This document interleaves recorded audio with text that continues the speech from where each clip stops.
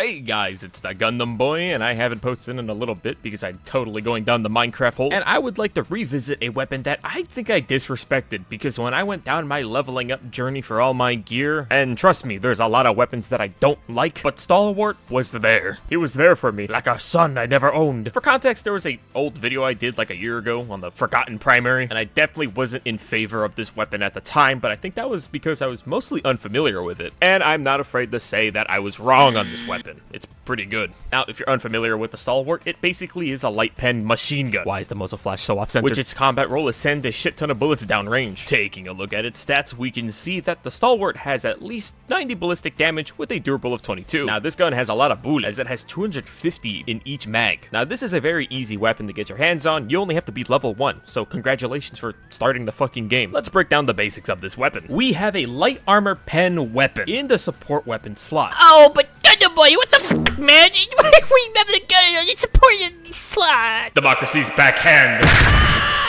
If you thought I was gonna hit this tower, shame on you. Low-hanging fruit.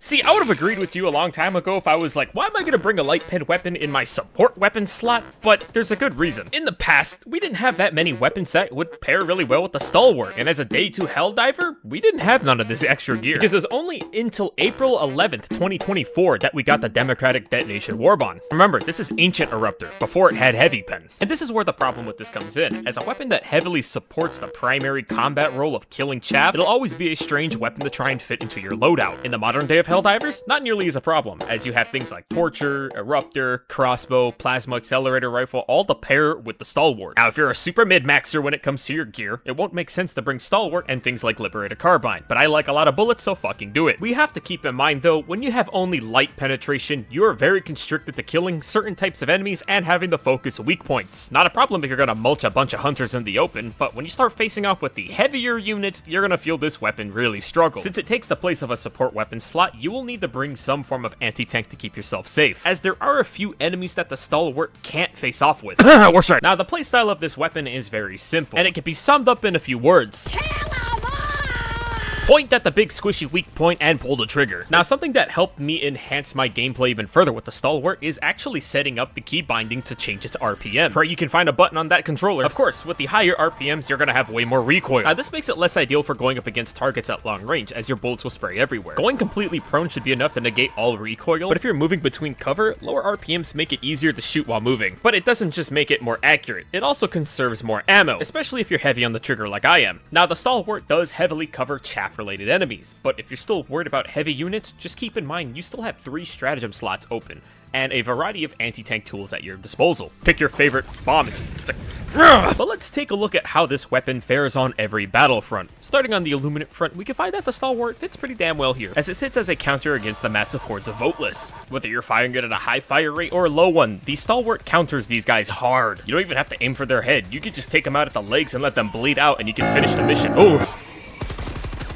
As long as your crosshair is vaguely around the head area or the legs, you're going to be killing with this weapon. Going up against the Overseer's Argalabalala armor, which is rated to tank a few rounds, not a million of them.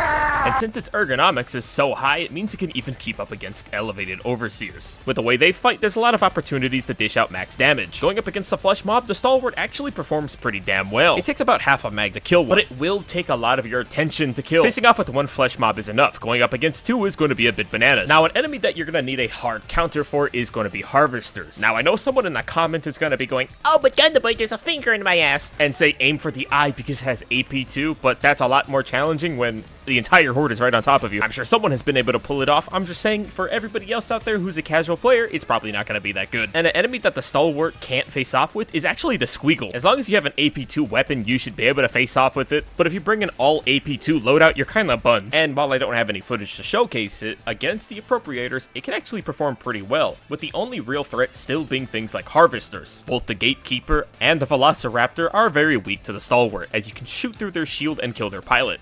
Now moving to the bug front, where you have way more opportunities to use the light pen, especially across the heavier classes of enemies. We should already be aware that the Stalwart is a great counter against a large portion of chaff units. Warriors and hunters hate to see this gun coming. Even the little red babies of an Alpha Commander die very quickly to this weapon. But oh god, don't ever face up with a Now, there is a enemy that I'd like to bring up specifically, and it's the Alpha Commander. A lot of people shoot him in the head and piss it off so it runs at you with its head off and starts slashing like crazy. But a good way to get around this is to shoot them in their legs before you go for their head. That'll at least slow them down. Now, I did say that there is more opportunities to use it to counter their heavy units. Not chargers, because they turn on a dime, making it very hard to shoot them in that orange weak point that they want you to shoot, but you can't because they can turn. And then I teleported between its butt cheeks, killing both of us. Going up against something like the Bile Titan, you do have the capability of killing it as long as you aim for their undersack. Trust me, this is no easy feat, as you have to get underneath them and absolutely mag dump that orange sack. And this is only assuming you have the time and space to do it. Now, again, chargers, only one that really causes a problem for the Stalwart, so be sure to keep an anti-tank weapon on hand. And the Stalwart's performance against the subspecies is about the same, except for the Rupture Warriors for obvious reasons. Moving on to the bot front, I was pleasantly surprised, as the Stalwart works amazing here. And I'm not even talking about killing stuff yet. This weapon is just so good at suppressing enemies. You spray this stuff across the battlefield and none of the enemies will be able to aim. Hey, am I late to the battle? If you use it at a lower fire rate, it means you can spray bullets a lot longer, suppressing the enemies. Or you can suppress the enemies with these hands!